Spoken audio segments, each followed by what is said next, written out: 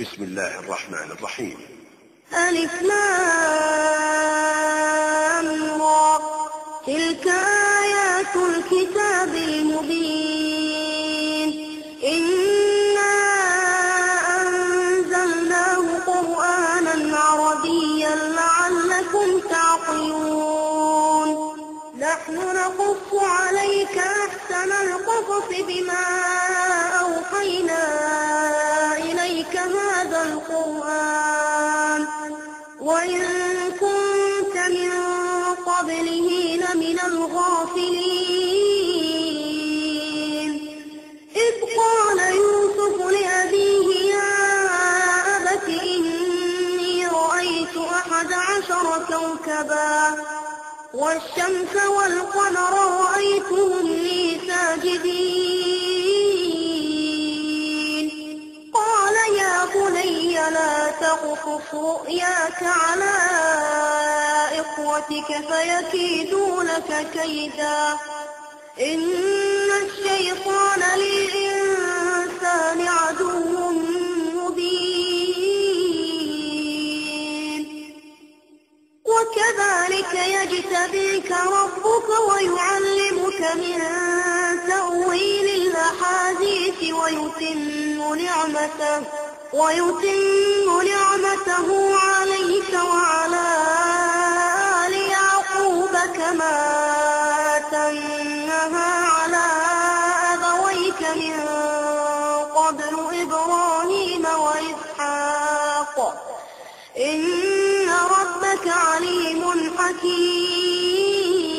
حكيم لقد كان في يوسف وإخوته آيات للسائلين إذ قالوا ليوسف وأخوه أحب إلى أبينا منا ونحن عصبة إن أبانا لفي ضلال مبين نستعينه ونستغفره ونؤمن به ونتوكل عليه ونعوذ بالله من شرور أنفسنا ومن سيئات أعمالنا من يهده الله فلا مضل له ومن يضلله فلا هادي له وأشهد أن لا إله إلا الله وأشهد أن محمدا عبده ورسوله اللهم صل على محمد وعلى آل محمد كما صليت على إبراهيم وعلى آل إبراهيم إنك حميد مجيد اللهم بارك على محمد وعلى آل محمد كما باركت على إبراهيم وعلى آل إبراهيم إنك حميد مجيد إن الله تعالى يقول في قرآنه القديم وفرقانه المجيد أعوذ بالله من الشيطان الرجيم يا أيها الذين آمنوا اتقوا الله حق تقاته ولا تموتن إلا وأنتم مسلمون يا أيها الناس اتقوا ربكم الذي خلقكم من نفس واحدة وخلق منها زوجها وبث منهما رجالا كثيرا ونساء واتقوا الله الذي تساءلون به والأرحام إن الله كان عليكم رقيبا يا أيها الذين آمنوا اتقوا الله وقولوا قولا سديدا يصلح لكم أعمالكم ويغفر لكم ذنوبكم ومن يطع الله ورسوله فقد فاز فوزا عظيما فإن أصدق الحديث كتاب الله وخير الهدي هدي محمد صلى الله عليه وسلم وشر الأمور محدثاتها فإن كل محدثة بدعة وكل بدعة ضلالة وكل ضلالة في النار. அளவற்ற அருளாளனும் நிகரற்ற அன்புடையவனுமாகிய எல்லாம் வல்ல அல்லாஹு தஆலாவுடைய திருப்பெயரால் ஆரம்பம் செய்கின்றேன். ஸலவாத்தும் சலாமும் எங்களுடைய தலைவர் நபிகள் நாயகம் ஸல்லல்லாஹு அலைஹி வஸல்லம் அவர்கள் மீதும் அவர்களுடைய வாழ்க்கை வழிமுறைகளை பின்பற்றி நடந்த சஹாபாக்கள், தாபியீன்கள், தபஅ தாபியீன்கள் எம் அனைவர் மீதும் உண்டாக வேண்டும் என்று பிரார்த்தித்துக் கொள்கின்றேன். எல்லாம் வல்ல அல்லாஹு தஆலாவுடைய பேரருளால் அவனுடைய கடமையை நிறைவேற்றுவதற்காக வேண்டி அவனது மாளிகையில் கூடியிருக்கின்ற இஸ்லாமிய சகோதரர்களே, பெரியோர்களே, நாம் எல்லோரும் இந்த உலக வாழ்க்கையிலும் நாளை மறுமை வாழ்க்கையிலும் வெற்றியடைய வேண்டும் என்பதற்காக எவற்றையெல்லாம் எடுத்து நடக்க வேண்டும் என்று இஸ்லாமிய மார்க்கம் நமக்கு கட்டளை பிறப்பித்திருக்கிறதோ அந்த விடயங்களை முடியுமான அளவு எடுத்து நடந்து எவற்றையெல்லாம் தவித்துக் கொள்ள வேண்டும் என்று எச்சரிக்கை செய்திருக்கின்றதோ அந்த விடயங்களிலிருந்து முற்று முழுதாக விலகி அல்லாஹ்வை பயந்து நடந்து கொள்ளுமாறு என்னையும் உங்களையும் கேட்டுக்கொண்டவனாக இந்த குத்துபாவை ஆரம்பம் செய்கின்றேன். இன்றைய இந்த உரையிலே நமது குடும்ப சமூக பொறுப்புகள் குறித்து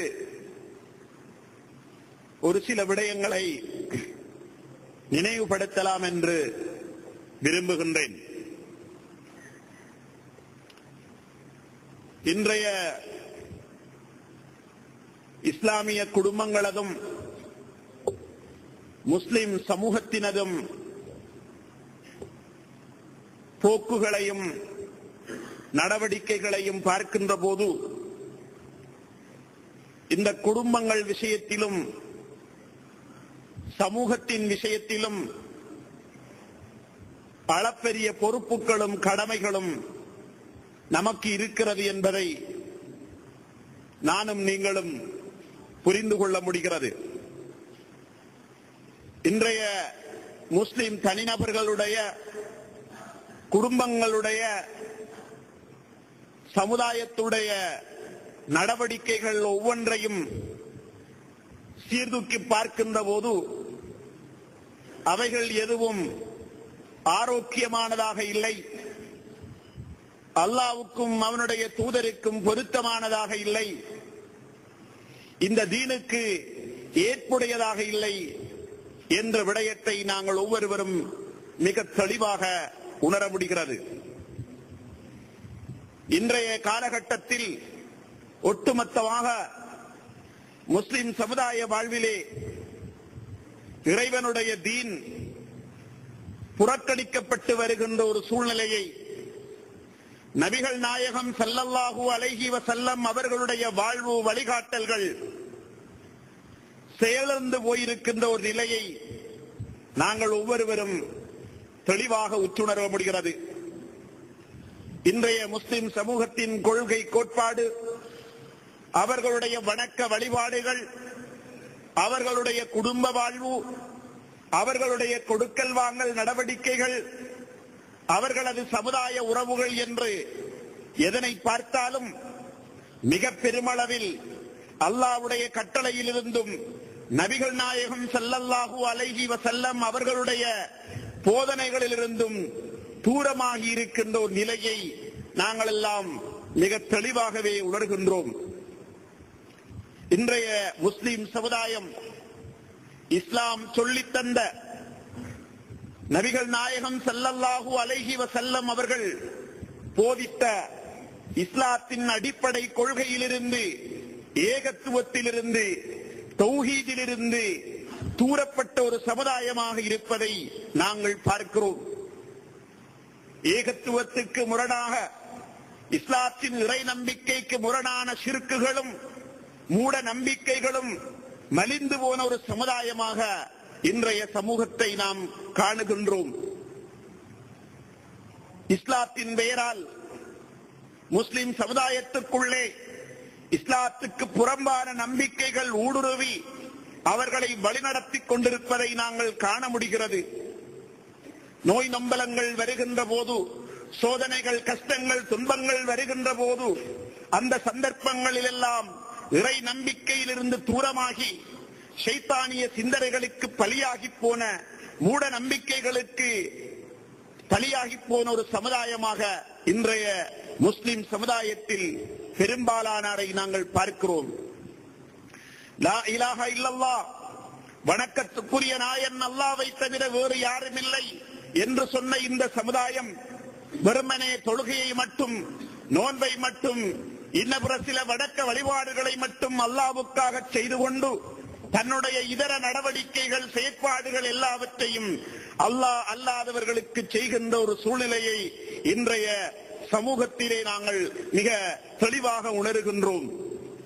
நோய் நொம்பலங்கள் வருகின்ற போது இஸ்லாம் அனுமதித்த பிரகாரம் அந்த நோய்களுக்கு பரிகாரம் தேடுவதற்கு பதிலாக சூனியம் செய்கின்றவர்களையும், குறி சொல்லுகின்றவர்களையும், சாஸ்திரகாரர்களையும் நாடிச் சென்று அவர்களிடம் நோய் நிவாரணம் தேடுகின்ற சமுதாயமாக முஸ்லிம் சமூகத்தை பார்க்கிறோம். எங்கே இந்த ஏகத்துவ பிரச்சாரம் வளர்ந்ததற்கு பிறகு இந்த நம்பிக்கைகள் எல்லாம் ஒளிந்து விட்டதே, சமுதாயத்தில் அப்படியான நம்பிக்கைகள் இல்லையே என்று நீங்கள் சில நேரம் கூறலாம். உண்மை அப்படி அல்ல. நாம் ஒரு சாரார் மட்டும்தான் இந்த விடயங்களை பற்றி பேசிக் கொண்டிருக்கிறோம். ஏகத்துவத்தை பற்றி பேசிக் கொண்டிருக்கிறோம். ஏகத்துவத்தின் அடிப்படையிலே வாழ வேண்டும் என்று சொல்லிக் கொண்டிருக்கின்றோம். ஆனால் சமூகத்தில் இருக்கின்ற மிக பெரும்பாலானவர்கள் இந்த ஏகத்துவத்திலிருந்து தூரமாகி ஷிர்க்கையும் மூட நம்பிக்கைகளையுமே இஸ்லாம் என்று நினைத்துக் கொண்டு அந்த வழிகளிலே செயற்படுகின்ற சமுதாயமாக இன்றைய சமூகத்தை பார்க்கிறோம். இதனாலேதான் முஸ்லிம் சமுதாயத்திலே சரிசாரிகளும், ஜின் வைத்தியர்களும், சூனியக்காரர்களும் மலிந்து போயிருக்கின்ற ஒரு சூழ்நிலையை பார்க்கிறோம். இன்றைக்கு மிகவும் அதிகம் லாபம் தரக்கூடிய, முதலீடு இல்லாத, மிக அவசரமாக பணக்காரனாக மாறுவதற்கான ஒரு தொழிலாக சூனியம் செய்வதும், பேய் பிசாசு வைத்தியங்கள் பார்க்கின்ற முறை இருப்பதை பார்க்கிறோம். உங்களுக்கு பொருளாதார ரீதியாக ஒரு பிரச்சனை என்றால், அவசரமாக ஒரு பணக்காரனாக ஆக வேண்டும் என்றால், எனக்கு ஜின் பிடித்திருக்கிறது, நான் பரிசாரம் செய்கிறேன் என்று ஒரு இடத்தில் நீங்கள் குந்திவிட்டால் இந்த சமுதாயம் உங்களை நோக்கி முண்டி அடித்துக் கொண்டு வந்து குறிப்பிட்ட ஒரு சில மாதங்களிலோ வருடங்களிலோ உங்களை ஒரு மிகப்பெரிய செல்வந்தராக ஆக்கிவிடுகின்ற அளவுக்கு இன்றைய இந்த சமுதாயத்துடைய ஈமானிய நம்பிக்கையும் ஏகத்துவமும் பலமிழந்து செயலிழந்து நிற்பதை நாங்கள் ஒவ்வொருவரும் கண்டுகொண்டிருக்கின்றோம்.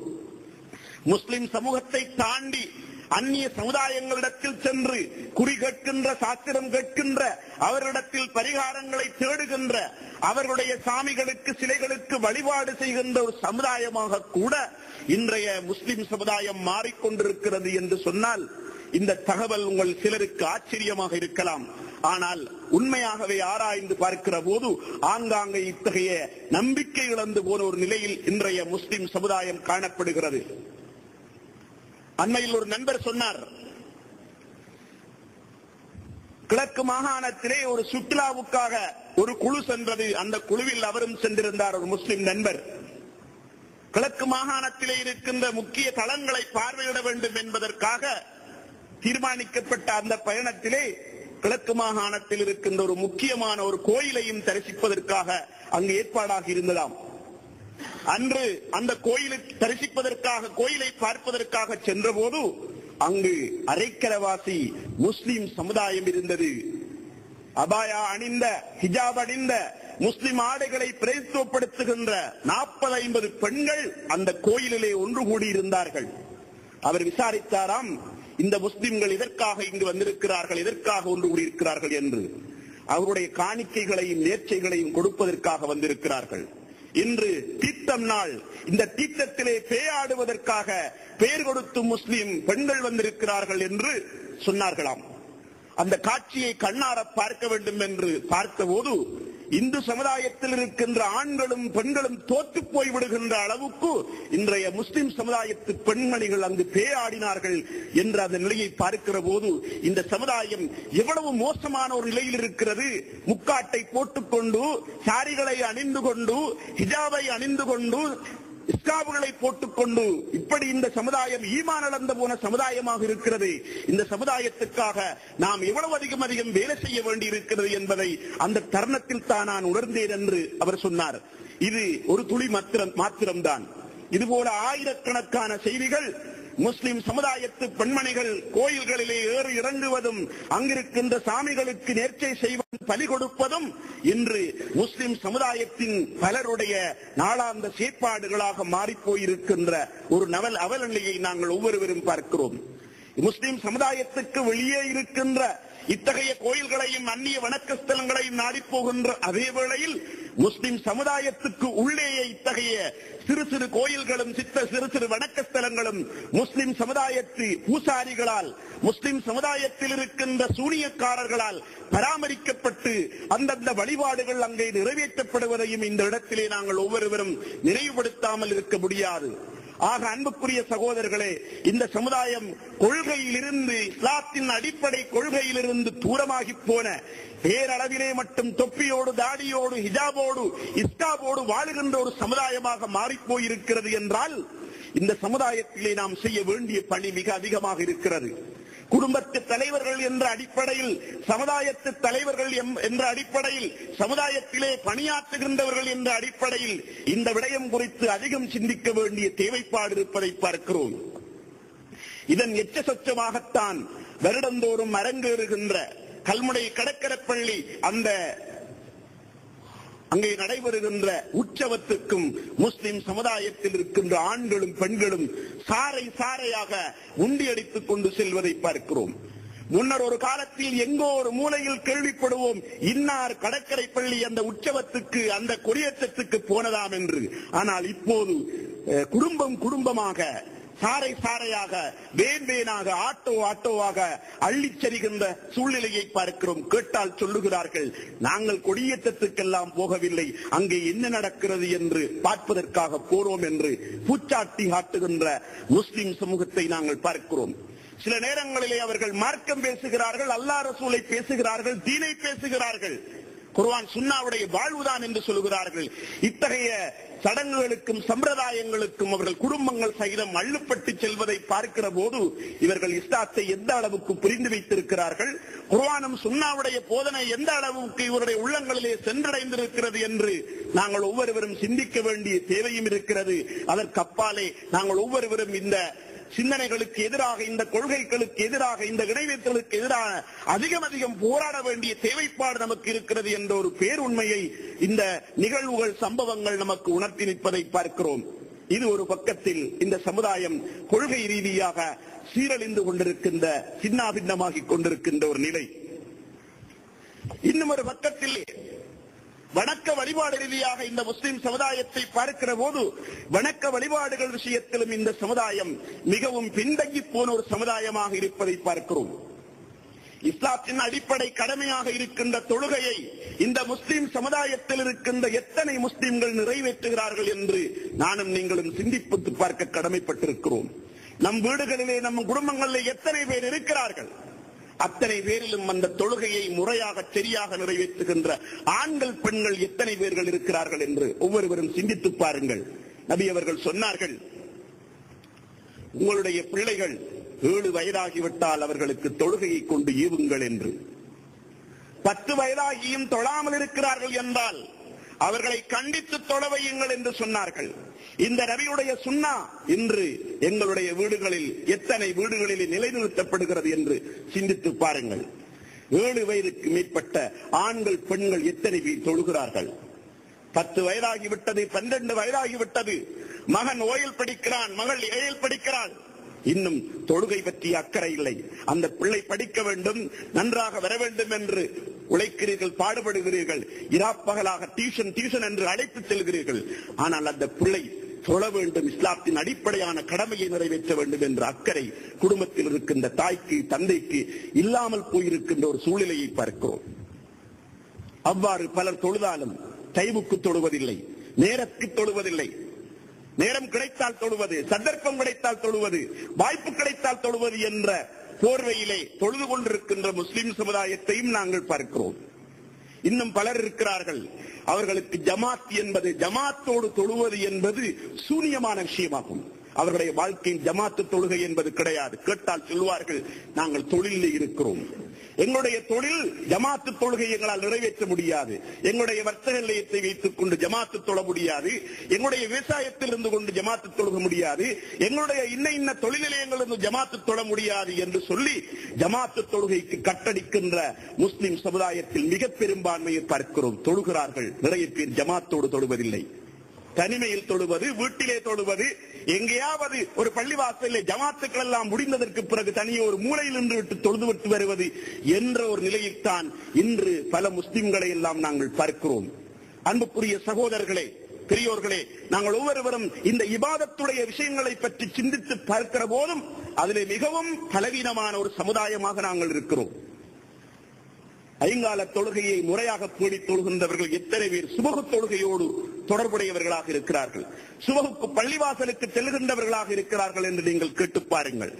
மிகவும் சமுதாய மட்டத்திலே படித்தவர்கள், உலமாக்கள் என்ற நிலையிலிருந்து அடிமட்டம் வரைக்கும் மிக பெரும்பாலானவர்களை பார்க்கிற போது அவர்கள் எந்த பள்ளிவாசலை தொழுகிறார்களோ என்று தெரியவில்லை என்று சொல்கிற அளவுக்கு சுபகு தொழுகைகளுக்கு யாரையுமே காண முடியவில்லை.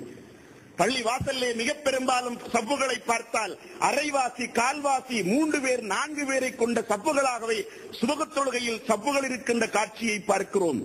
என்றால் தொழுகையிலே பொடுபோக்கு, நேரத்துக்கு தொழுவதில்லை, ஜமாத்தோடு தொழுவதில்லை, சுபகு தொழுவதில்லை என்ற ஒரு நிலையில் தான் தொழுகையாளிகளுடைய நிலை இருக்கிறது. இதற்கு அப்பால் மிக பெரும்பாலான ஒரு சமுதாயம் தொழுகையே இல்லாமல் இருக்கிறது. இளைஞர் சமுதாயம் மிக பெரும்பாலும் பார்க்கிறோம், அவர்களுக்கும் பள்ளிக்கும் சம்பந்தம் இல்லை, அவர்களுக்கும் தொழுகைக்கும் சம்பந்தம் இல்லை. தொழுகை என்பது, பள்ளிவாசல் என்பது, இபாதத் என்பது அது சில வயசாளிகளோடு, சில முத்தப்பாமார்களோடு, சில கிழவன் கட்டைகளோடு மட்டும் சம்பந்தப்பட்ட நிலை. நமக்கும் பள்ளிவாசலுக்கும் என்ன வந்து விட்டது, நமக்கும் தொழுகைக்கும் என்ன வந்து விட்டது என்று சிந்திக்கின்றார்களோ என்னவோ தெரியவில்லை. வீதி வீதியாக, தெரு தெருவாக அலைந்து அலக்கழிந்து திரிகிறார்கள். அல்லாஹு அக்பர் என்ற பாங்கோசை காதிலே கேட்கிறது, அதை அவர்கள் சட்டை செய்வதில்லை. கும்பல் கும்பலாய் கூடியிலிருந்து வம்பளந்து கொண்டிருக்கிறார்கள், கரைத்துக் கொண்டிருக்கிறார்கள். அந்த அல்லாஹு அக்பர் என்ற இறை நாதத்திற்கு பதிலளிக்க அவர்களால் முடியவில்லை என்ற ஒரு நிலையில் இன்றைய சமுதாயம் இருக்கிறது என்றால், அன்புக்குரிய சகோதரர்களை, இஸ்லாத்தின் அடிப்படையான கடமை தொழுக. ஒருவரை முஸ்லிமா காவிரா என்று அடையாளப்படுத்துவது தொழுக. தொழுகை என்றால் முஸ்லிம், தொழுகை இல்லை என்றால் காவிர். தொழுகை இல்லாதவனுக்கும் இஸ்லாத்தில் எந்த பங்கும் இல்லை. என் உம்மத்தில் கடைசியாக இருப்பது தொழுகை மட்டும்தான். இந்த தொழுகையும் பாழாய் போனாவிடத்தில் தீன் இருக்காது என்று நபி அவர்கள் சொன்னார்கள் என்றால், இன்று நானும் நீங்களும் முஸ்லிம் என்று எங்களை அடையாளப்படுத்திக் கொள்வதற்கு இருக்கிற கடமை தொழுக. அதையும் பாழடித்து விட்ட ஒரு முஸ்லிம் சமுதாயமாக நாம் இருக்கிறோம் என்றால், இந்த நிலையிலிருந்து இந்த சமுதாயத்தை, இந்த தனிநபர்களை, இந்த குடும்பங்களை மாற்றுகின்ற விஷயத்தில் நமக்கு அதிக பொறுப்பும் கடமையும் இருக்கிறது. பெற்றோர்கள் என்ற வகையில், குடும்பத்து தலைவர்கள் என்ற வகையில், சமூகத்திலே பாடுபடுகின்றவர்கள் என்ற வகையில், உலமாக்கள் என்ற வகையிலே எங்கள் ஒவ்வொருவருக்கும் இந்த இஸ்லாத்தின் அடிப்படை கடமையான தொழுகையின்பால் இந்த முஸ்லிம் சமூகத்தை கொண்டு வந்து சேர்க்க வேண்டிய பாரிய பொறுப்பு, தேவைப்பாடு நம் ஒவ்வொருவருக்கும் இருக்கிறது என்பதை இந்த இடத்திலே நாங்கள் மறந்துவிட முடியாது. இது வணக்க வழிபாட்டிலே தொழுகையை மட்டும் பற்றி நான் சொன்னேன். ஏனைய கடமைகள் அது ஒரு புறம் இருக்கட்டும். இன்னும் ஒரு பக்கத்திலே எங்கள் முஸ்லிம் சமுதாயத்துடைய கொடுக்கல் வாங்கலுக்கு வந்துவிட்டால், அங்கே கொடுக்கல் வாங்கலிலே, தொழில் உறவுகளிலே இடம்பெறுகின்ற அத்தனை நடவடிக்கைகளும் பித்தலாட்டமும், மோசடியும், ஏமாற்றும், நம்பிக்கை துரோகமும், மற்றவனுக்கு குடிவெட்டுவதும் சரி செய்வதுமாகவே இன்றைய கொடுக்கல் வாங்கல் முறை முஸ்லிம் சமுதாயத்திலே அமைந்திருப்பதை பார்க்கிறோம். தொழிலில் ஈடுபடுகிறார்கள், கொடுக்கல் வாங்கலில் ஈடுபடுகிறார்கள். பொய் சொல்லாமல் தொழில் செய்ய முடியாது, ஏமாற்றாமல் தொழில் செய்ய முடியாது, நம்பிக்கைக்கு துரோகம் செய்யாமல் தொழில் செய்ய முடியாது, பொய் சத்தியம் செய்யாமல் தொழில் செய்ய முடியாது என்ற அளவுக்கு இஸ்லாம் கொடுக்கல் வாங்கலிலே எதுவெல்லாம் தடை செய்ததோ அதுவெல்லாம் நிறைந்ததுதான் என்று கொடுக்கல் வாங்கல் என்று இன்று முஸ்லிம் சமுதாயம் அந்த கொடுக்கல் வாங்கலிலே ஒரு மோசமான சமுதாயமாக மாறிப்போயிருக்கின்ற ஒரு நிலையை பார்க்கிறோம். இன்றைய எங்கள் ஒவ்வொருவருடைய கொடுக்கல் வாங்கலின் மூலதனம் வட்டியாகும். வட்டி இல்லாத கொடுக்கல் வாங்கல் தொழில் முயற்சிகள் எதுவுமே இல்லை என்று சொல்கின்ற அளவுக்கு எல்லோரும் முழுமையாக வட்டியோடு இரண்டர கலந்து போய்விட்ட சமுதாயமாக மாறிவிட்டோம். பிறக்கிற அந்த குழந்தையிலிருந்து சாகப்போற கிழவன் வரைக்கும் அத்தனை பேரும் வட்டியோடு ஏதோ ஒரு வகையில் நெருக்கமான உறவு கொண்டவர்களாக இருப்பதை பார்க்கிறோம். பல்வேறு பெயர்களிலே இந்த சமுதாயத்தில் இந்த கொடுக்கல் வாங்கலில் ஈடுபடுகின்ற இடத்திலே வட்டி இன்று தாண்டவமாடிக் கொண்டிருக்கிறது. கேட்டால் அல்லாஹ் பாதுகாக்க வேண்டும். வட்டிக்கும் நமக்கும் சம்பந்தம் இல்லை. ஆனா ஒரு லோன் ஒன்று சும்மா எடுத்தது. வட்டிக்கு எடுத்தீங்களா? இல்ல. லீசிங்க்கு எடுத்தது. வட்டிக்கு எடுத்தீங்களா? இல்ல. கொமிஷனுக்கு எடுத்தது. வட்டிக்கு எடுத்தீங்களா? இல்ல. நகையை ஈடு வச்சு போட்டு எடுத்தது. இப்படி என்று எல்லா வகையான வட்டிகளுக்கும் புதிய பெயர்களை சொல்லிக் கொண்டு வட்டிதான் கொடுக்கல் வாங்கலின் மூலதனம், வட்டி இல்லை என்றால் தொழில் இல்லை என்று சொல்லுகின்ற அளவுக்கு இன்று வட்டிக்குள் மூழ்கி போற ஒரு வட்டி சமுதாயமாக இன்றைய முஸ்லிம் சமுதாயத்தை பார்க்கிறோம். இன்று இந்த சமுதாயத்தை வட்டிக்குள் ஆழ்த்துவதற்காக யூதர்களுடைய கிறிஸ்தவர்களுடைய மூலதனமாகிவிட்ட இந்த வட்டிக்குள்ளே முஸ்லிம் சமுதாயத்தையும் ஈர்த்தெடுக்க வேண்டும் என்பதற்காக வீடு வீடாய் அலைந்து திரிகின்ற வட்டி தொழிலாளர்களை பார்க்கிறோம். உங்களுக்கு லீசிங் தருகிறோம், காசு தேவையில்லை, கொஞ்சம் கொஞ்சமாக கட்டுங்கள் என்று வட்டிக்குள்ளே நுழைத்து ஆசையை இல்லாத இருந்தவனுக்கு ஆசையை உண்டாக்கி, வாகனத்தின் மீது ஆசையை உண்டாக்கி, பங்களாவின் மீது ஆசையை உண்டாக்கி, பொருட்கள் மீது ஆசையை உண்டாக்கி, இன்னபிற அம்சங்கள் மீது ஆசையை உண்டாக்கி சும்மா இருந்தவனை கடன்காரனாக ஆக்கி வட்டிக்குள்ளே உள்தள்ளி கடைசியில் அவனுடைய பலமும் பறிபோய் அவனுடைய வீடும் பறிபோய் ஊரை விட்டே ஓடுகின்ற அல்லது ஒழித்து வாழ்கின்ற சூழ்நிலையை இன்றைய வட்டி தொழிலாளர்கள் ஆக்கி வைத்திருக்கிறார்கள். ஆனால் அதுதான் முஸ்லிம் சமுதாயத்துக்கு மிகவும் விருப்பமாக இருக்கிறது. இன்றைய முஸ்லிம் சமுதாயத்துக்கு கடன் வாங்குவதை பற்றி கவலையே இல்லை. கடன் கொடுக்கிறவனுக்குத்தான வாங்குறதை பற்றி கவலை இருக்கும். வாங்கக்குள்ளே இந்த கடனை கொடுக்கணும் என்றால் இது கொடுக்க இயலுமா என்று யோசித்து வாங்குவான். கொடுக்கிற கடனுத்தானே என்பதற்காக லட்சக்கணக்கிலே கடன் வைத்துவிட்டு கொடுத்தவர்களை அம்போ என்று விட்டுவிட்டு ஓடி ஒழித்து விடுகின்ற தலைமறைவாகி வாழ்கின்ற சமுதாயமாக இன்றைய முஸ்லிம் சமுதாயம் இருப்பதை பார்க்கிறோம். எல்லாம் குர்ஆன் பேசுகிறார்கள், ஹதீஸ் பேசுகிறார்கள், மார்க்கம் பேசுகிறார்கள். குடுக்கல் வாங்கல் விட்டுவிட்டால் மிக மோசமான மனிதர்களாக இருக்கிறார்கள். கடன் கொடுத்தால் திரும்பி வாங்க முடியாது என்று சொல்கிற அளவுக்கு கேடுகட்ட மனிதர்களாக இன்றைய முஸ்லிம் சமுதாயம் மாறி போயிருக்கிறது என்றால் குடுக்கல் வாங்கல் விஷயத்திலும் இந்த சமுதாயம் மிக மோசமான சமுதாயமாக மாறியிருக்கிறது.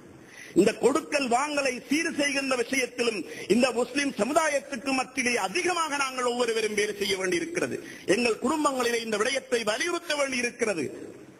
நாங்கள் செத்தாலும் சாப்பாடு இல்லாமல் செத்து மடிவமே ஒழிய வட்டியை உண்டு வட்டிக்குள்ளே மாட்டி வட்டிக்கு ஒரு பொருளை எடுத்து சாக வேண்டிய தேவை அல்லது ஊரை விட்டு ஓட வேண்டிய தேவை, கடனாக ஆளியாக வேண்டிய தேவை இந்த குடும்பத்துக்கு இல்லை என்று ஒவ்வொரு குடும்பத்தை தலைவனும் தங்கள் வீட்டிலே இருக்கின்ற பெண்களுக்கு புத்தி சொல்லி ஹலாலின் அடிப்படையிலே வாழ வைக்க வேண்டிய ஒரு தேவை இன்றைக்கு இருக்கிறது. இன்னைக்கு எங்களுடைய பெண்களை பொறுத்த வரைக்கும் கணவனுக்கு வருமானம் இருக்கிறதோ இல்லையோ, வசதி இருக்கிறதோ இல்லையோ, அவருக்கு கண்டதெல்லாம் வேண்டும், கண்ட பொருட்கள் எல்லாம் தேவை என்ற அடிப்படையில் எல்லா பொருட்களையும் வாங்கி குவித்து விட்டு கடைசியில் கணவனை கடனாளியாக ஆக்கி அவனை ஊற விட்டு ஓட வைத்து விடுகின்ற அல்லது வெளிநாட்டுக்கு அனுப்புகின்ற அல்லது வேறு வேறு வகையான தவறான தொழில்களுக்கு உள்ளாக்குகின்ற ஒரு சூழ்நிலை இன்றைய முஸ்லிம் சமுதாயத்துக்கு ஏற்பட்டிருக்கிறது. நாங்கள் கொடுக்கல் வாங்கலிலும் ஒரு தரங்கெட்ட சமுதாயமாக மாறி போய்விட்டோம். கொள்கையிலே சீரழிந்து போன சமுதாயம், வணக்க வழிபாட்டிலே சீரழிந்து போன சமுதாயம், கொடுக்கல் வாங்கலே மிக மோசமான சமுதாயம். இன்னும் ஒரு பக்கத்திலே நம்முடைய குடும்ப வாழ்வுக்கு வந்து பாருங்கள். நம்முடைய குடும்ப வாழ்வுகள் எல்லாம் எப்படி இருக்கிறது? கல்யாணம் நடக்கிற கதியில் விவாகரத்து நடக்கிறது. எந்த அளவுக்கு கேஸாக கல்யாணம் நடக்கிறதோ அந்த அளவுக்கு கேஸாக விவாகரத்தும் நடந்து கொண்டிருக்கின்ற சம்பவங்களை பார்க்கிறோம். இன்றைய காவி கோடுகளுக்கு சென்று பாருங்கள். அங்கு விவாகரத்து கோரி நிற்கின்ற இளந்தம்பதிகளை பாருங்கள். கல்யாணம் முடிச்சு எவ்வளவு நாள்? 3 மாசம், 2 மாசம், 5 மாசம், 6 மாசம் என்று கல்யாணம் முடிக்கிற அதே வேகத்தில் பிரிந்து போகிற ஒரு சமுதாயமாக, அதிகம் விவாகரத்துக்கள் இடம்பெறுகிற ஒரு சமுதாயமாக இன்றைக்கு முஸ்லிம் சமுதாயம் நடந்து கொண்டிருக்கிறது என்றால் எங்களுடைய குடும்ப வாழ்வு கூட இங்கே சீரழிந்து சிதைந்து போயிருக்கின்ற ஒரு நிலையை நாங்கள் ஒவ்வொருவரும் மிக தெளிவாக உணர்ந்து கொள்ள முடிகிறது. குடும்ப வாழ்வுக்கு மத்தியிலே தவறான ஆண் பெண் தொடர்புகள், பொம்பளை குற்றஞ்சாற்றா, அவருக்கு இன்னாரோட எல்லாம் தொடர்பு, கள்ள தொடர்பு, எப்ப பார்த்தாலும் டெலிபோன்ல ஆயிரக்கணக்கான கோள்கள் வருகிறது என்று பெண் கணவனை பற்றி புறப்பாடு, மனைவியை பற்றி கணவர் புறப்பாடு சொல்றாரு. அவளுக்கு நிறைய கோள் வருகிறது, எங்கிருந்து கோள் வருகிறது தெரியல, எப்ப பார்த்தாலும் டெலிபோன் வந்துகிட்டு இருக்குது.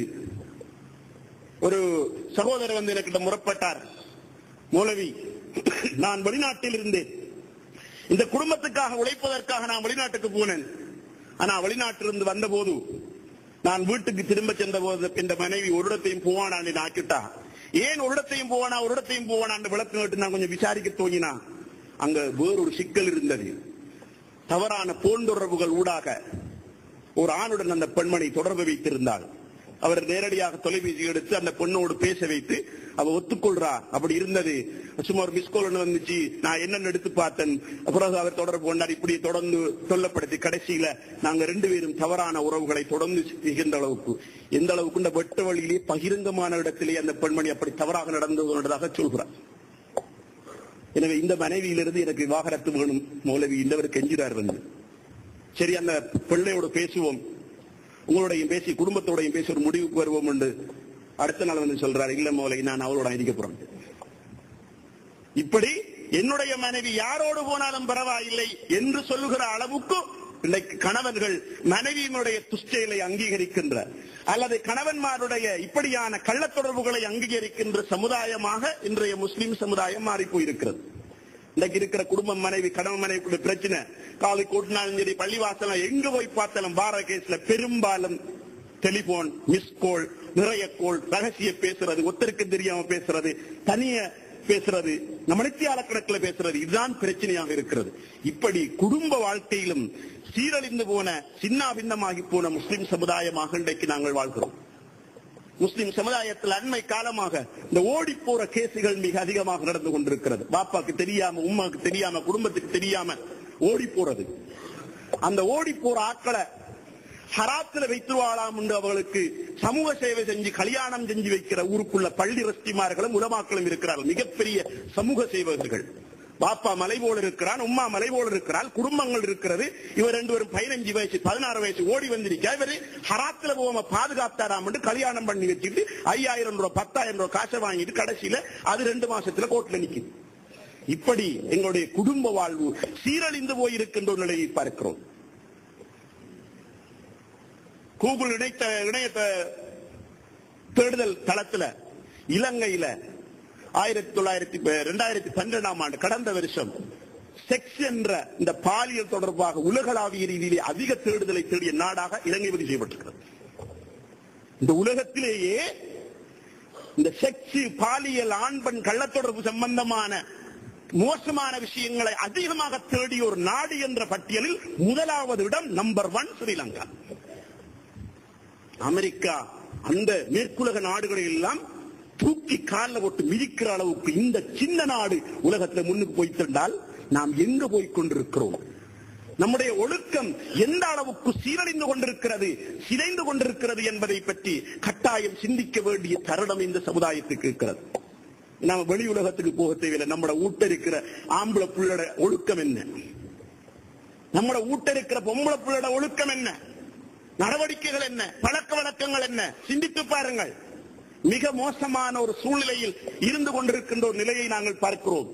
ஆக அன்புக்குரிய சகோதரர்களே, கொள்கையில் சீரழிந்த சமுதாயமாக, வணக்க வழிபாடுகள் குறைபாடுடைய சமுதாயமாக, கொடுக்கல் வாங்கலிலே மோசமான சமுதாயமாக, குடும்ப வாழ்க்கையிலே ஒரு கீழான சமுதாயமாக நாங்கள் மாறி போயிருக்கிறோம். ஆனால் உலகத்தில் இந்த சமுதாயம் மிக உன்னதமான சமுதாயம்.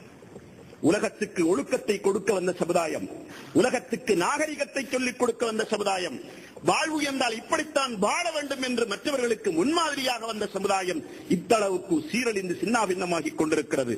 எல்லாம் வல்ல அல்லாஹ் தஆலா இந்த சமுதாயத்தை இந்த சீரழிவுகளில் இருந்து, சின்னாபின்னங்களிலிருந்து மீட்டெடுக்க வேண்டும். அதற்கான சிந்தனையை, எண்ணங்களை அவருடைய உள்ளங்களிலே விதைக்க வேண்டும். எல்லாம் வல்ல அல்லாஹ் தஆலா இந்த நிலையிலிருந்து முஸ்லிம் சமுதாயத்தை பாதுகாத்து, எந்த தீனை இந்த உலகத்தில் தாங்கிய சமுதாயமாக இருந்ததோ அந்த தீனை தாங்கி மற்றவர்களுக்கு முன்மாதிரியான சமுதாயமாக இந்த சமுதாயம் இருப்பதற்கு எல்லாம் வல்ல இறைவன் நம் அனைவருக்கும் பேருதவி விரிவானாக. வாஹிரு தாவானா அல்ஹம்துலில்லாஹி ரப்பில் ஆலமீன்.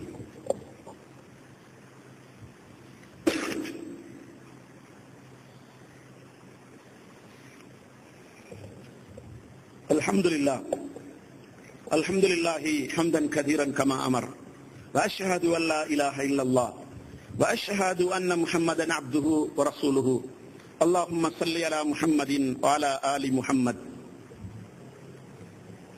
அன்பின் இஸ்லாமிய சகோதரர்களே, பெரியோர்களே, என்னுடைய முன்னுரையிலே கொள்கை ரீதியாகவும் வணக்க வழிபாடு ரீதியாகவும் குடும்ப வாழ்வு ரீதியாகவும் கொடுக்கல் வாங்கல் ரீதியாகவும் சீரழிந்து போன சமுதாயமாக, பலவீனப்பட்டு போன சமுதாயமாக இந்த முஸ்லிம் சமுதாயம் இருக்கிறது என்பதற்கு சில விடயங்களை நான் உங்களுக்கு நினைவுபடுத்தினேன். இந்த முஸ்லிம் சமுதாயத்துடைய கலாச்சார பண்பாட்டு சீரழிவுகளை பற்றி நாங்கள் சிந்திக்கின்ற போது எல்லா வகையிலும் மோசமான ஒரு சமுதாயமாக இன்றைக்கு இந்த சமுதாயம் காணப்படுகிறது. இன்றைக்கு உலகத்தில் போதை வஸ்துக்கு அடிமைப்பட்ட சமுதாயத்தில் முஸ்லிம் சமுதாயத்துக்கு ஒரு முக்கியமான இடத்தை கொடுக்கலாம் என்று சொல்கிற அளவுக்கு இன்றைக்கு போதை வஸ்துல இந்த சமுதாயம் முன்னுக்கு போய் கொண்டிருக்கிறது. உலகளாவிய ரீதியில் போதை உற்பத்தி செய்கின்ற நாடுகளில் முதன்மையான இடங்கள் முஸ்லிம் நாடுகளுக்கு. உலகளாவிய ரீதியில் போதை கடத்தக்காரர்களில் முதன்மையானவர்கள் முஸ்லிம் நாடுகளைச் சேர்ந்தவர்கள் என்று சொல்லுகிற அளவுக்கு போதைக்கு அடிமைப்பட்ட சமுதாயமாக இந்த சமுதாயம் இருக்கிறது.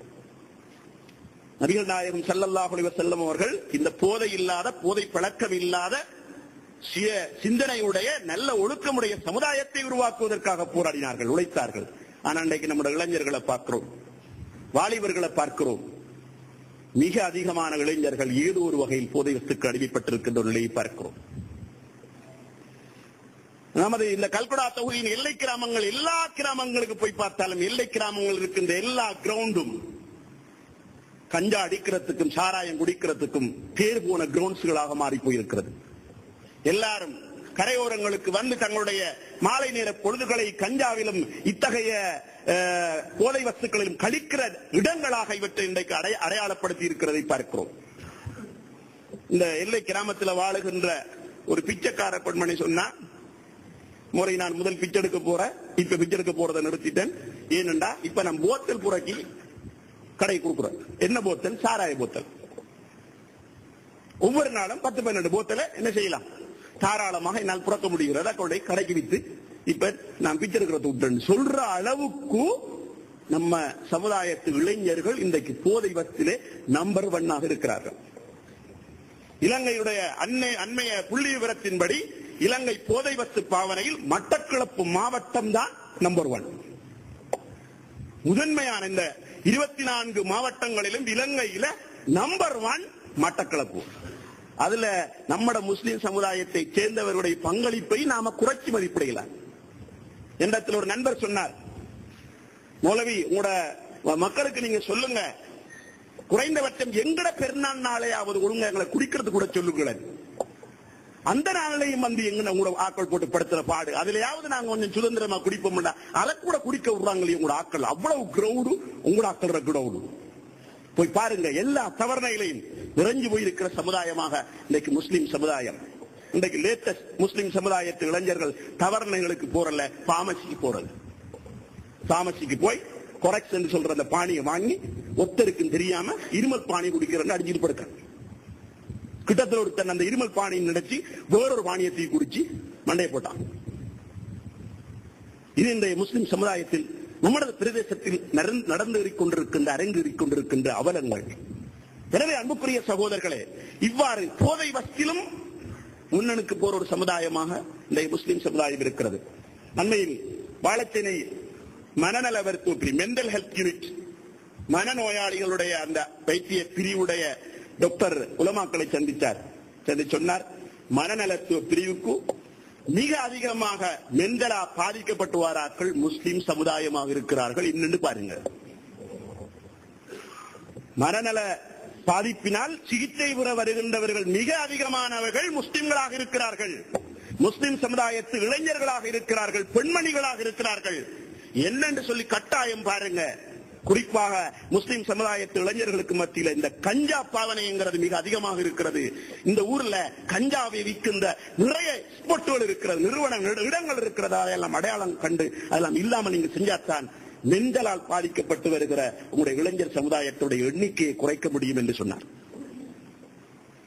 வேறொரு சமுதாயத்தை சேர்ந்தவன் வந்து இந்த முஸ்லிம் சமுதாயத்து இளைஞர்களுக்கு புத்திமதி சொல்கிற அளவுக்கு அடை குடிங்கடா, பார்த்து குடிங்கடா, கூட மெண்டல் பழுதாகுதா என்று சொல்ற அளவுக்கு இன்றைக்கு இந்த முஸ்லிம் சமுதாயத்து இளைஞர்களுக்கு மத்தியிலே இந்த போதை வஸ்து பாவனை அரங்கேறிக் கொண்டிருக்கின்ற ஒரு சூழ்நிலையை நாங்கள் பார்க்கிறோம். ஆக அன்புக்குரிய சகோதரர்களே, இப்படி நாம என்னத்தை எடுத்து பார்த்தாலும் நாம் ஒழுக்கத்தில, பண்பாட்டில சிதைந்த சீரழிந்த சமுதாயம். கலாச்சார ரீதியா பார்க்கிற போது, நடைமுறை வாழ்க்கை ரீதியா பார்க்கிற போது குர்ஆன் ஹதீஸ் பேசுகிறோம், மார்க்கம் பேசுகிறோம். ஆனா எங்களோட குடும்ப வாழ்க்கையில, எங்களோட தனிப்பட்ட வாழ்க்கையில இஸ்லாமிய ஒழுக்கங்களை பேண முடியாமல் இருக்கின்ற ஒரு சூழ்நிலையை பார்க்கிறோம். எல்லாருக்கும் தெரியும் ஒரு பெண் எவ்வளவு ஆடை மறைக்கணும் என்று. முகத்தை மறைக்கணும் மூடணும் நாங்க சொல்லல, குறைந்தபட்சம் மணிக்கட்டு கைமோடைய முகமும் தெரிகின்ற அளவுக்கு ஏனைய உடல் உறுப்புகள் மறைக்கப்பட வேணும் என்று. ஆனா நிறைய பேரை பார்க்கிறோம், அவட கொஞ்சாதி மாற கூட்டி போறாங்க, அரக்கை முக்காக்கை இடம் கூட்டி போறாங்க, மனைவிமார சைக்கிள் ஏற்றிட்டு போறாங்க, மனைவிமார கூட்டி போறாங்க, சகோதரங்களை உறவுகளை கூட்டி போறாங்க. அப்போ குர்ஆன் பேசுறாக்கள், ஹதீஸ் பேசுறாக்கள், மார்க்கம் பேசுறாக்கள். ஆனா கொஞ்சம் சட்ட கையை பார்த்தா முக்கா கை இங்க கூட்டிட்டு போறாங்க. அந்த அளவுக்கு அந்த ஒழுக்கங்களை கூட கடைபிடிக்க முடியாது. மிக கவலையாக இருக்கிறது. இப்படி அல்லாஹ் ரசூலுக்கு பொருத்தம் இல்லாத விதத்தில் தங்களுடைய உடனடை பாவடைகளை அமைத்துக் கொண்டு செயற்பாடுகிற சமூகத்தை பார்க்கிற போது இதில் கட்டாயம் என்னுடைய குடும்பங்களுக்கு பொறுப்பு இருக்கிறது, குடும்ப தலைவர்களுக்கு பொறுப்பு இருக்கிறது. எனவே அன்புக்குரிய சகோதரர்களே, நான் சொன்ன இந்த விடயங்களை எல்லாம் நாம் நினைத்து பார்க்கிற போது இந்த சமுதாயத்துக்காக நானும் நீங்கள் நிறைய வேலை செய்ய வேண்டி இருக்கிறது, நிறைய பொறுப்புகள், கடமைகள் நாம் இருக்கிறது. நாம் நிறைய அடிக்கடி மார்க்கத்தை பேச வேண்டிய தேவை இருக்கிறது. மார்க்கத்தின் செய்திகளை எங்களுடைய பிரதேசத்தில் இருக்கின்ற, சமுதாயத்தில் இருக்கின்ற, எங்களுடைய வீடுகளில் இருக்கின்ற ஆண்கள் பெண்களுடைய உள்ளங்கள்ல விதைக்க வேண்டிய தேவைப்பாடு இருக்கிறது.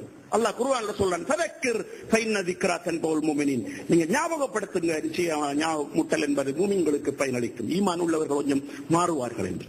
எனவே அந்த மாற்றத்தை சமுதாயத்தில் உண்டு பண்ணுவதற்காக நானும் நீங்களும் அதிகமாக வேலை செய்ய வேண்டிய ஒரு தேவைப்பாட்டிலே நாம் ஒவ்வொருவரும் இருக்கின்றோம். அன்புக்குரிய சகோதரர்களே, மார்க்கத்தை பேசாத ஒரு சூழ்நிலை, மார்க்கத்தை கேட்காத சந்தர்ப்பங்கள், மார்க்க விடயங்களை பகிர்ந்து கொள்ளாத சந்தர்ப்பங்கள் நமக்கு வருகின்ற போது நாமும் மனிதர்கள் என்ற அடிப்படையில் ஷைத்தானிகளிலே வழிகளிலே செல்வது என்பது தவிர்க்க முடியாத விடயமாகும்.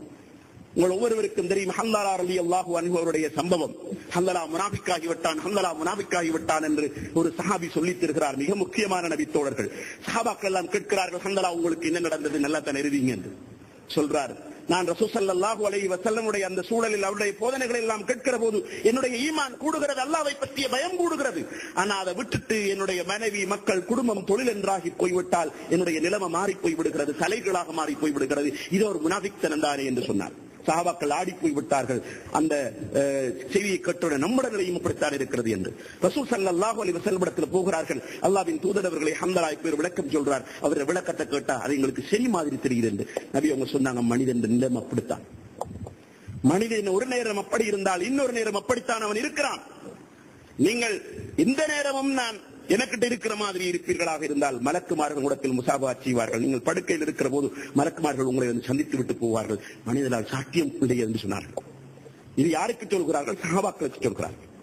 சஹாபாக்களே இப்படியான ரசூல் ஸல்லல்லாஹு அலைஹி வஸல்லமுடைய பாசறையில் வளர்ந்து குர்ஆன் அருளப்படுவதை கண்ணார பார்த்த அந்த சந்தர்ப்பங்களில் கூட தவறி போகிறார்கள் என்றால், மார்க்கமே பேசாத, மார்க்கத்தை படிக்காத, மார்க்கத்தை சிந்திக்காத ஒரு சூழ்நிலையில், ஷைத்தான்களோடு சகவாசம் செய்து கொண்டிருக்கிற சூழ்நிலையில் நம்முடைய ஈமான் எப்படி பலவீனப்பட்டு போகும் என்பதை நானும் நீங்களும் சிந்தித்து பார்க்க கடமைப்பட்டிருக்கிறோம். அவர்கள் சந்தித்ததெல்லாம் அபூபக்கரும், உமரும், உஸ்மானும் சொர்க்கத்தை கொண்டு நன்மாராயம் செய்யப்பட்ட சஹாபாக்கள் சுற்றுச்சூழலில் வாழ்ந்தார்கள். அப்படி இருக்கிற போதும் சில நேரம் தவறினார்கள். இன்றைக்கு நம்ம கிட்ட இருக்கிற எல்லாம் சொர்க்கத்தை கொண்டு நன்மாராயம் செய்யப்பட்டவளா? நம்மளை விட்டு இருக்கிற மனைவி, நம்மட நண்பர்கள், நம்மட கூட்டாளி, அவ்வளவு வெறும் ஷைத்தானின் முழு வடிவங்கள். இவங்களோட வாழ்ந்துகிட்டு நாம் எப்படி சொர்க்கம் என்ற அந்த இலட்சிய கனவை அடைய போகிறோம்? எனவே அன்புக்குரிய சகோதரர்களே, தீனை பேசுகின்ற சூழலோடு நாம் அதிகமாக நம்மளை ஈடுபடுத்த வேண்டும். அதுதான் நம்மளை தக்க வைத்துக் கொள்வதற்கான ஒரு அடிப்படையான வழியாக இருக்கும். எனவே இந்த சமுதாயத்தை தீனோடு தொடர்படுத்தி வைக்க வேண்டும் என்பதற்காக கல்குடா தௌஹீத் ஜமாத் தன்னாலான முயற்சிகளை கடந்த காலங்களில் செய்து கொண்டிருக்கிறது, இப்போதும் செய்து கொண்டிருக்கிறது. இந்த முயற்சிகளில் நீங்கள் ஒவ்வொருவரும் உங்களுடைய ஒத்துழைப்புகளை வழங்க வேண்டும். வெறுமனே ஜும்மாவுக்கு வருவதோடு மட்டும் உங்களுடைய ஆன்மீக ரீதியான வாழ்வு முன்னேறிவிடும், அபிவிருத்தி அடைந்துவிடும் என்று நீங்கள் நினைக்க முடியாது. முடியுமான அளவுக்கு வாராந்தங்கள் உங்களுடைய பிரதேசங்கள் நடைபெறுகின்ற பயான் நிகழ்ச்சிகளிலும் பொதுவாக ஏற்பாடு செய்யப்படும் நிகழ்ச்சிகளும் கலந்து கொள்வதன் ஊடாக அடிக்கடி மார்க்கத்தோடு உறவாடுவதன் ஊடாக மார்க்க பிரச்சாரங்களோடு தொடர்புகளை வைத்துக் கொள்வதன் ஊடாக மார்க்கம் சொல்லுகிற சந்தர்ப்பங்களிலே நாங்கள் எங்களை ஈடுபடுத்திக் கொள்வதன் ஊடாக குறைந்தபட்சம் எங்களோட மனித மக்களுடைய குடும்பங்களை ஈமான பாதுகாத்துக் கொள்வதற்கு வாய்ப்பு இருக்கிறது. அல்லாஹ் குர்ஆனில் சொல்றார், கூ அம்புசக்கும் வஹ்லீக்கும் நாரா, நீங்கள் உங்களை நரகத்திலிருந்து பாதுகாத்துக் கொள்ளுங்கள், உங்களுடைய குடும்பங்களையும் பாதுகாத்துக் கொள்ளுங்கள் என்று. எனவே அந்த எங்களையும் எங்களுடைய குடும்பங்களையும் நரகத்திலிருந்து பாதுகாத்துக் கொள்வதற்காக சுவர்க்கம் என்ற அந்த இலட்சியத்தை அடைந்து கொள்வதற்கான செயற்திட்டமாகவே கல்குலா தௌஹீத் ஜமாத் தன்னாலான படிகளை செய்திருக்கிறது. என்னுடைய இந்த உரையை நிறைவு செய்து கொள்கிறேன். வாஹிர் தாவானா அல்ஹம்துலில்லாஹி ரப்பில் ஆலமீன். இன்னல்லாஹ தஆலா யஅமுருக்கும் பில் அத்லி வல் இஹ்சான் வ ஈதாஇல் குர்பா வ யன்ஹானில் ஃபஹ்ஷாஇ வல் முன்கர் வல் பகி யஇதுக்கும் லஅல்லக்கும் தذكرون. اذكروا تعالى العظيم الجليل الجبار اشكروا يهديكم ولذكر الله تعالى أكبر والله أقوى وأتم وأجل والله يعلم ما تصنعون.